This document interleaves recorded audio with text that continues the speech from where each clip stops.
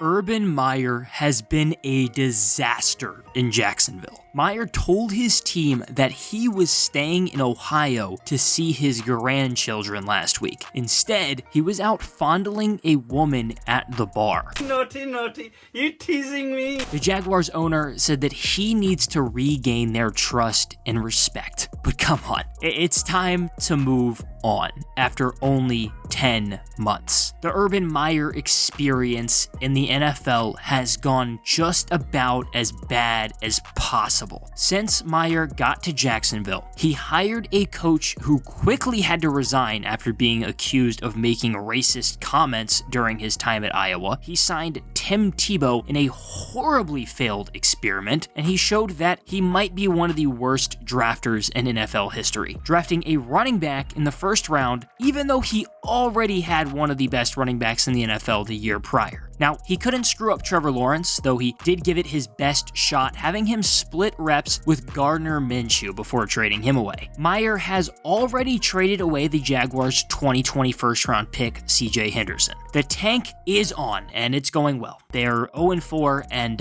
if you've watched games, they really suck. I don't understand why the Jaguars hired him. He's a PR nightmare. He told reporters that he wanted to draft Kadarius Toney, but had to settle for Travis Etienne. And after cuts, he said that Jacksonville had cut players based on their vaccination status. The Jaguars front office is already talking about who should be the successor for Meyer if he were fired, and it looks pretty likely. He reportedly has no credibility in the locker room and canceled their team meeting on Monday because he was too scared to talk about the situation.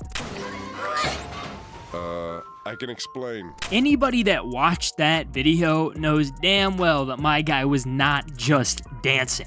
Jacksonville has a huge problem. But first, hit that subscribe button and turn on notifications. We're uploading every day, so make sure you don't miss any new videos. Nobody has gotten better at leaving organizations a complete disaster quite like Urban Meyer, but the Jaguars still looked over those red flags. Meyer built one of the most toxic locker rooms in sports history at Florida, winning 2 national championships on the back of a group that had 41 players arrested. Credit card fraud, DUIs, battery, burglary, larceny, obstruction of justice, sexual assaults, bar fights, stolen computers, and one incident where a player was involved in 2 people getting shot in the head. Of course, Aaron Hernandez went on to be convicted of murder after becoming one of the best tight ends in the NFL. Meyer created a toxic culture and confined in a circle of trust that only included star players who were subject of not having to finish workouts, lenient punishment, and hiding their positive drug tests. He created a toxic environment, but before it all came crashing down, he announced his retirement from coaching, citing health reasons, but it didn't last very long. Less than a year later, he was hired at Ohio State, where he won a national championship while embracing another toxic locker room. There wasn't the same behavior issues as Florida, but there were still multiple arrests for bar fights, drug charges, domestic battery, assault, and obstruction of justice, but none of it compares to the Zach Smith debacle.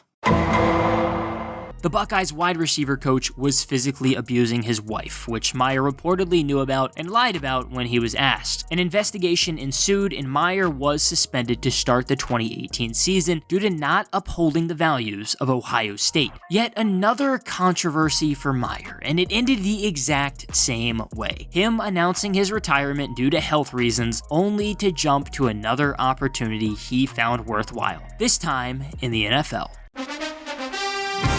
The Jaguars took a huge risk, hiring a guy that had a past filled with unethical disasters and leaving programs in shambles. Not to mention, no previous experience coaching in the pros. He came to Jacksonville with the plan to build a winning culture. Instead, he's buried the worst team in the league even farther. His tenure started off miserably, hiring longtime friend Chris Doyle to his coaching staff. Doyle was unemployed because of claims of racism towards his athletes during his time at Iowa. Not exactly a home run hire for Meyer, and Doyle ended up resigning one day after being hired. Meyer also managed to make some of the worst NFL draft decisions I've ever seen. Luckily, you can't screw up taking Trevor Lawrence first overall, but the rest of his moves made zero sense. James Robinson was one of the best running backs in the league in 2020, and was clearly one of the bright spots on a very bad football team, but Meyer still decided to draft Travis Etienne late in the first round. What's even worse is that he said after the pick that he wanted to select Kadarius Toney, but he went to the Giants just before. So not only did he make a stupid-ass pick, but he made it clear that he wasn't even the guy he wanted.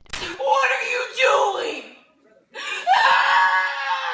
Now, you usually wouldn't want distractions for your rookie quarterback in the offseason, but Meyer decided to bring in Tim Tebow, who hadn't played football in a decade and wanted to play tight end, a position that he had never tried out. So instead of the media surrounding Lawrence all offseason, the focus was shifted on a distraction who was cut after the first preseason game. I know Meyer had this relationship with Tebow from Florida, but oh my gosh, he was horrible, and literally anybody could have seen that coming. This guy is a former college quarterback who came to the NFL, didn't succeed, went to baseball, and then came back and tried to be a tight end. Anybody could have told you that wasn't going to work. Meyer ended up trading away Gardner Minshew this offseason, a move that actually was smart, but he was obviously not going to start over Lawrence. So why in the world was he splitting first team reps with them? Instead, you've given your rookie quarterback less snaps. The offseason in total just went horrible, and Meyer showed a clear temper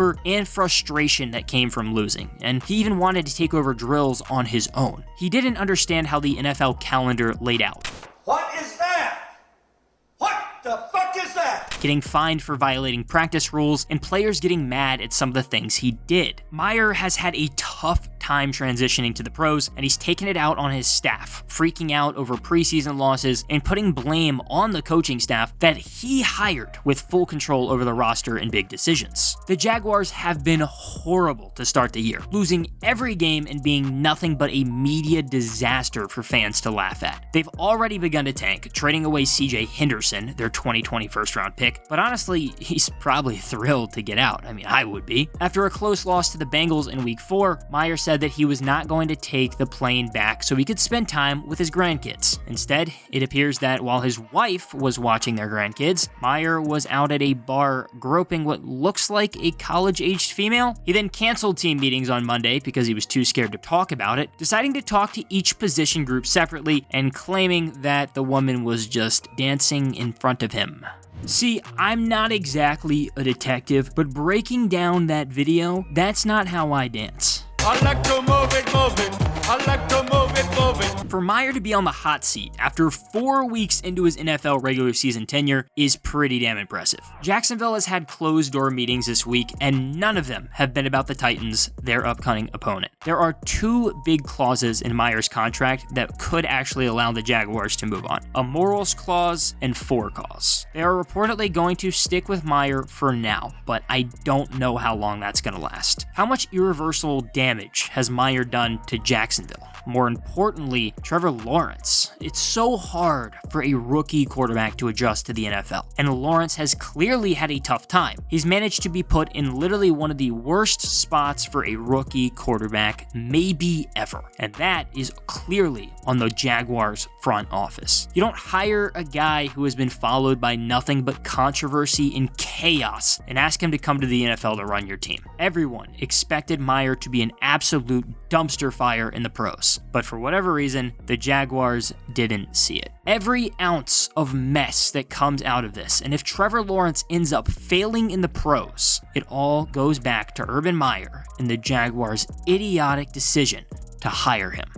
Thanks for watching the video. Make sure you hit that subscribe button and turn on notifications. We're daily uploading all season long, so make sure you don't miss a brand new video. And check us out on TikTok, Instagram, and Twitter for new content all season long, because the NFL is back, baby, and we got you covered. Just do that. Put funny music over it.